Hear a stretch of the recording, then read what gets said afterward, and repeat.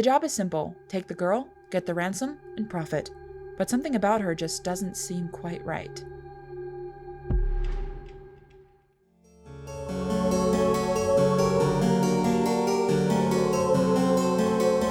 What's going on, guys? It's your BFF Snowy Area 663 here, right now, and for day 11 of the Scare-A-Thon, we have an interesting pick with Abigail from 2024. This was another recommendation of Mike, and I'll give him this one. This is a good flick. And if you have any interest in this at all for my brief synopsis, give it a watch without looking at any trailer footage. The ultimate reveal of this one is so good, but the trailers give away just about everything. Take a chance and walk in blind, folks. I watched this for the first time for this marathon, and it blew me away. I'll start with a brief synopsis, go into my thoughts, and then dive into spoiler territory with a full summary. Ready? Let's go. A group of criminals, all with fake names for anonymity, are working for a man known only as Lambert. We have Joey, Sammy, Frank, Rickles, Dean, and Peter. They are tasked with kidnapping a young girl, who's the daughter of someone very influential, and to hold her at another location for a ransom of $50 million. They're not allowed to know who her father is, or even what the girl's name is, all for the purpose of secrecy. Lambert leaves them to guard her until morning, Joey coming in to comfort the kidnapped girl, learning her name is Abigail. After promising Abigail that she won't let anyone hurt her, Abigail's demeanor shifts, telling her that I'm sorry about what's gonna happen to you. Her promise comes true once Dean is found mutilated in the basement and the home goes into lockdown, fully trapping the group inside.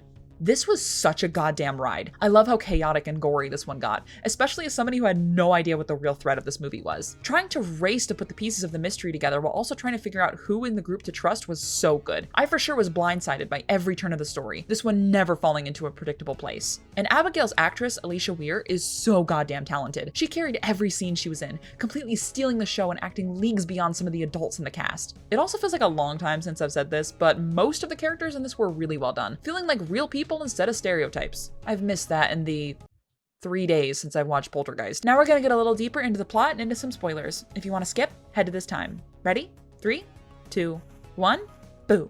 After Rickles is killed within a fraction of a second when their back was turned, Frank manages to find out who Abigail's father is. He's a very powerful crime lord who is a notorious hitman who never fails a contract. The group argue about a plan, half wanting to trade Abigail for their life while the other half wants to beat the girl to a pulp for more information. They break into a room and fight when Abigail simply takes off her chains, stands up, and oh my god, she's a fucking vampire. Frank shoots her in the head, but she just wipes off the wound and charges again. They lock her in the room, debating about what to do. Joey wants to stick to the plan of trading the girl for their lives, but the rest are determined to kill her. They arm themselves with wooden stakes, Sammy going to the kitchen to find some garlic. I got him!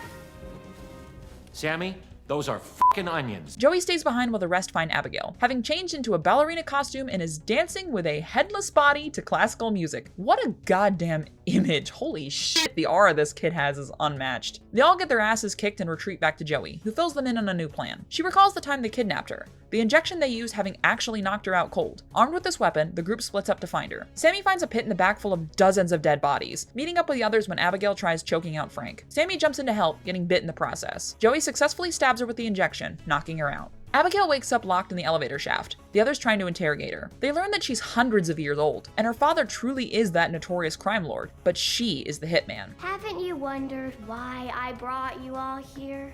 You brought us here? Jesus Christ, there was never any money.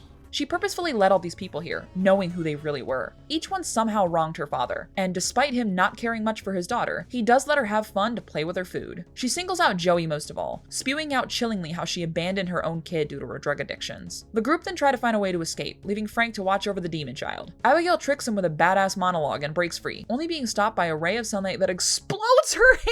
Jesus Christ! It starts to grow back when the others find a sunny window to stand in, out of her sight. Sammy thinks that she can perhaps hack the house's power to get the lockdown doors to open. They split up into teams of 2, Sammy and Peter heading to a greenhouse. Sammy finally falls victim to the bite, morphing into a puppet of Abigail. She kills Peter, chasing down Joey and Frank. Joey then uses a reflection of sunlight to make Sammy fucking explode. Jesus, yes. The 2 survivors make their way down to a control room, finding Lambert inside. Unsurprisingly, he's a vampire. He says that Abigail turned him years ago, but he still has his autonomy. He's tired of working under her and her father, and asks Frank for help to take them down. Frank agrees, getting bit and drinking Lambert's blood. Apparently, this is what gives you autonomy as a vampire. Frank Frank basically instantly kills Lambert, wanting everything here for himself. Abigail appears, fighting Frank but losing when he bites her and drinks some of her blood. Joey runs away but gets caught in a dead end, calling up her son in what she believes are her final moments, leaving him a message that she loves him. Frank appears, throwing her off a balcony, but Abigail catches her, making it clear that you have to completely drain a vampire of all their blood to kill him that way. She says that she'll let Joey live if she helps kill Frank. The girls teaming up to take him down. It goes pretty poorly. Abigail getting knocked down and Joey stabbed with a fire poker. Frank bites Joey, planning to turn her into a puppet. As Joey awakens in her new vampiric form, Frank orders her to kill Abigail. Instead, she takes a swing at him. The two girls get ready to kill the man, Abigail telling Frank that it takes a long time to learn how to do the cool vampire stuff, and they stab him through the heart,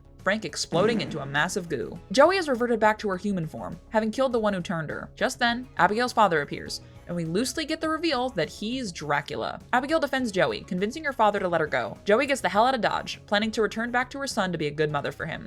Holy goddamn hell, what a surprise of a movie. The kills in this were so perfectly over the top. The performances were outstanding for the most part, and the energy of this made it feel like you were always on the edge of your seat. I cannot get over how much I love Abigail as a character. I wish this kid nothing but the best in life. If you have a desire to watch a hilarious, bloody, and insane modern horror masterclass, welcome to Abigail. You're in for the wildest ride with a fantastic central antagonist across the twists and turns that will leave you completely satisfied. I'm giving this one 4 out of 5 stars. Thanks so much for watching my video. As for tomorrow's movie, finding confidence in your body as you age is a challenge for some. But wouldn't it be amazing if one little injection could create a better you? Bye.